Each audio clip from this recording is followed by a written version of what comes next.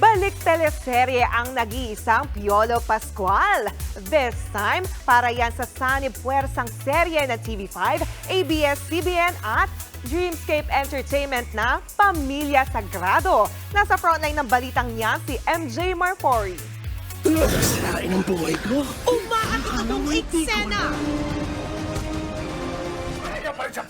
at intense na mga linya.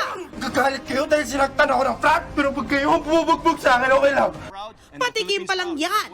Pero pang malakasan na ang mga eksena sa inaabangang teleserye ng taon, ang Pamilya Sagrado. Handog ito ng TV5, ABS-CBN Studios at Dreamscape Entertainment.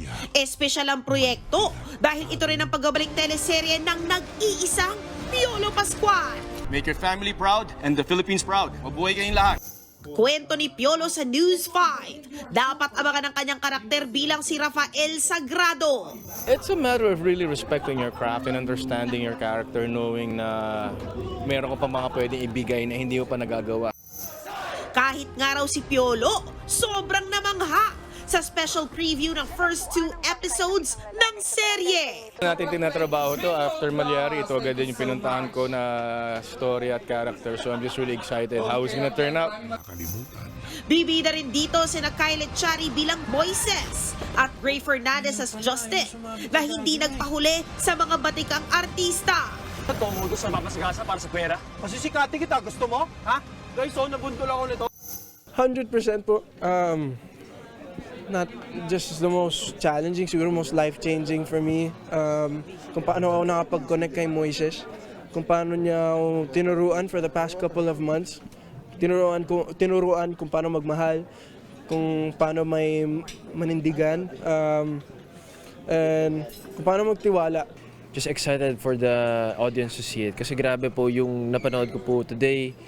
Yung quality po talaga. And I would say it's because of the hard work of everyone involved with this project.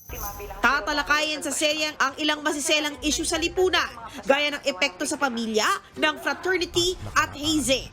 Mapapanood na ang Pamilya Sagrado simula June 17, 8:45 p.m. sa Primetime 5, Panalo ng TV5. Sino papalag dito, ha? Nasaan yun? Papasagin ko ang panguya mo! Meet the King, aka si Negi, na kambal ni Queen Sam Culoso sa Barangay 5, Panalo. Kanina nga, nagsimula na siyang magpasaya kasama ang ating OG Barangay 5 hosts. Paano ba kayo naging kambal? Una siyang lumabas. Paglabas ko, bumalik ako ng 3 minutes. Simula ngayon, makakasama na natin si Negi sa Barangay 5, Panalo. Lunes hanggang Biyernes 5:30 p.m. bago ang Frontline Pilipinas. Nagbabalita mula sa Frontline, MJ Marfori, News 5. Mga kapatid, Jania Lipon po, laging maging updated sa latest sa entertainment and lifestyle para maging una sa balitaan. Bisitahin at mag-subscribe na sa social media pages ng News 5.